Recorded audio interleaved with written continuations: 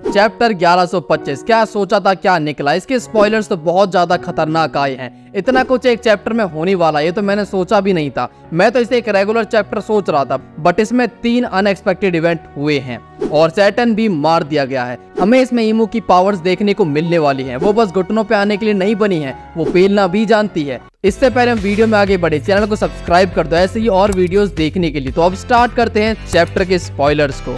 ये चैप्टर काफी क्रेजी होने वाला और फुल आने पर तो बवाल ही हो जाएगा, लेकिन तब तक के लिए हम स्पॉयलर्स पे बात करते हैं। तो चैप्टर 1125, इसका टाइटल है हाउ टू डिफाइन डेथ। जैसे कि एगट पे काफी सारी डेथ हुई और इस चैप्टर में सबसे सेटिस्फाइंग डेथ होने वाली है, तो चैप्टर का टाइटल उन्हीं को डेडिकेट किया गया है कि डेथ क्या है। इस टाइटल में एक खास बात छुपी हुई है जो मैं तुम्हें आगे वीडियो के एंड में बताने वाला हूँ, सो एंड तक देखना। तो जैसा कि हमने लास्ट चैप्टर से पता है कि एगट पर बस सैटर्न ही बचा हुआ और बाकी सारे एल्डर्स मरीजवा पहुंच गए हैं। तो इस चैप्टर में सैटर्न वाइस एडमिरल के साथ है और वो सभी सैटर्न से माफी मांग रहे हैं कि जो कुछ भी हुआ है उसके लिए, और वो सब स्ट्रॉयड के पीछे जाने का सजेस्ट करते हैं, बट सैटर्न उन्हें मना कर देता है और कहता है कि हमें जो चाहिए था वो तो मिल चुका है, बस वो वेगापंक का ब्रॉडकास्ट हमारे लिए एक फेलियर है। अब किजारू कहाँ है वो तो हमें इस चैप्टर में नहीं बताया गया, पर किजारू आगे की स्टोरी के लिए काफी ज्यादा इंपॉर्टेंट बन गया है। उसका एक डिसीजन पूरी स्टोरी को बदल सकता है, और अगर तुम्हें नहीं पता कि कैसे, तो हमारी इस वीडियो को जाकर जरूर देखना। अब आगे बढ़ते हैं। आगे हम पंक रिकॉर्ड को देखते हैं जो क्लाउड मशीन के एक्टिवेट होने की वजह से ऊपर उठना शुरू हो गया है। यॉर्क उसे रोकने का ट्राई करती है, बट वो काफी लेट हो चुकी है, वो उसे रोक नहीं पाती है। यॉर्क ने कितना ही अच्छा प्लान क्यों ना किया हो, बट एक क्रिएशन कभी भी क्रिएटर का आउटस्मार्ट नहीं कर सकती है। वो कुछ ना कुछ ऐसा कर देगा कि तुम्हारी प्लानिंग पर लंगड़ा घोड़ा भी मूत जाएगा और बस तुम उसकी धार को देखते रह जाओगे। आगे हमें दी आइकॉनिक जगह दिखाई जाती है जो जब भी नजर आती है स्टोरी में कुछ बवाल लेकर आती है, और इस बार तो सब कुछ फाड़ दिया है इसने। दी अथॉरिटी रूम में सभी एल्डर्स और फिगरलैंड गार्लिंग खुद एंटर होता है।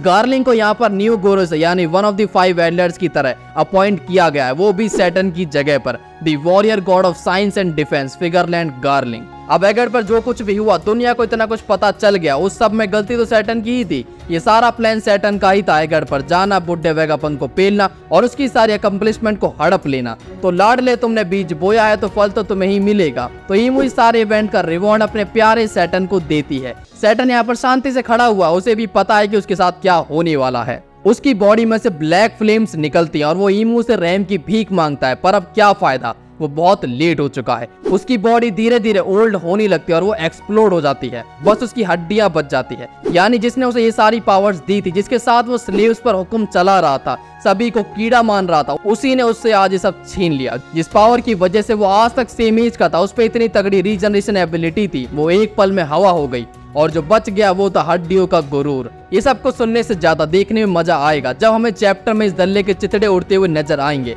मुझे इसकी मौत से बहुत ज्यादा शांति मिली है, ऐसा लग रहा है कि मेरी आत्मा तृप्त हो गई है। इस बुड्ढे ने उस बेचारे कुमा की जिंदगी को बर्बाद कर दिया था। मैं तो चाहता था कि कुमा इसे पेले, पर अच्छा है जिसने इसे बनाया उसी ने इसकी कहानी को खत्म कर दिया। सो बाय बाय सैटर्न दल्ले, और मैं चाहता हूँ कि तुम सभी कमेंट्स में इस बात को रिपीट करो कि बाय बाय सैटर्न दल्ले। ईमू का ब्लैक फ्लेम अटैक, ऐसा कुछ अब तक हमने सीरीज में नहीं देखा है। शायद ये ब्लैक फ्लेम डार्क साइड को रिप्रेजेंट करने के लिए है, the black flame of hell, या फिर ये अमातेरासु है, यानी ईमू सीक्रेटली उचिहा क्लेन से बिलोंग करती है। द नरोना उचिहा ईमू। सुनने में अच्छा लग रहा है।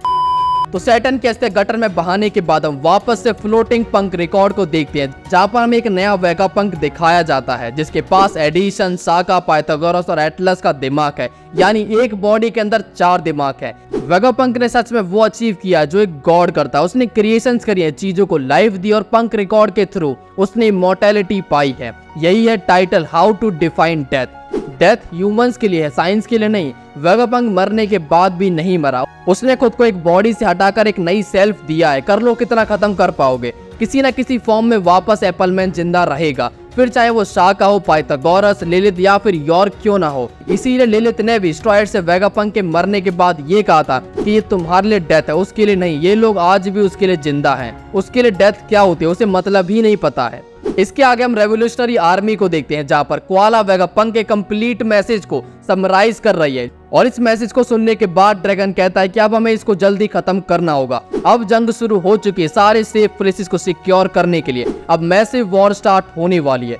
तो इसके बाद हमें रेवोल्यूशनरी आर्मी के स्टेप भी फ्रीक्वेंटली देखने को मिलने वाले हैं। उसके पास भी अब टाइम नहीं है कि शैडोज में वर्क किया जाए, उन्हें भी उतरना होगा फील्ड में और डटकर वर्ल्ड गवर्नमेंट का सामना करना होगा। ड्रैगन जो शुरुआत से गॉड्स नाइट को एक बड़ा थ्रेट मानता था, क्या होगा जब उसे पता चलेगा कि खुद फिगरलैंड गार्लिंग के अंडर बन चुका है और सैटर्न रिप्लेस हो चुका है। ये बात जब पूरे वन पीस वर्ल्ड में पता चलेगी तो बहुत ज्यादा मजा आने वाला है। सैटर्न का मरना हमें ईमू की पावर्स को दिखाता है कि उसने इन सभी को इमॉर्टैलिटी दी है। वो जब चाहे इन्हें बिना कुछ करे मार सकती है। इस बात का आइडिया में काफी टाइम से था, बट चीजें इतनी क्रेजी हो जाएंगी ये नहीं सोचा था कि सैटर्न यहाँ पर पेल दिया जाएगा, वो भी सेकंड भर में। ईमू कोई सॉफ्ट हार्टेड पर्सन नहीं है, ये तो क्लियर हो चुका है। एल्डर्स बस उसके प्यादे जो जब तक सही काम करते रहेंगे वो जिंदा रहेंगे और जब उन्होंने उसे डिसअपॉइंट किया उनका टिकट कट जाएगा। ये होती है फाइनल बॉस की पावर्स, बॉस ईमू। और इन सब के बाद स्पॉइलर सच में काफी ज्यादा दमदार थे और मुझे बस फुल चैप्टर का वेट है वो कितना बढ़िया होने वाला, उसके अंदर कितनी सारी चीजें रिवील होंगी। इन सारे स्पॉइलर्स के बाद वेट करना काफी ज्यादा मुश्किल हो गया है। तुम सभी कमेंट सेक्शन में बताओ कि तुम्हें ये स्पॉइलर्स कैसे लगे और तुम्हें क्या लगता है कि चैप्टर में क्या रिवील हो सकता है इसके बाद।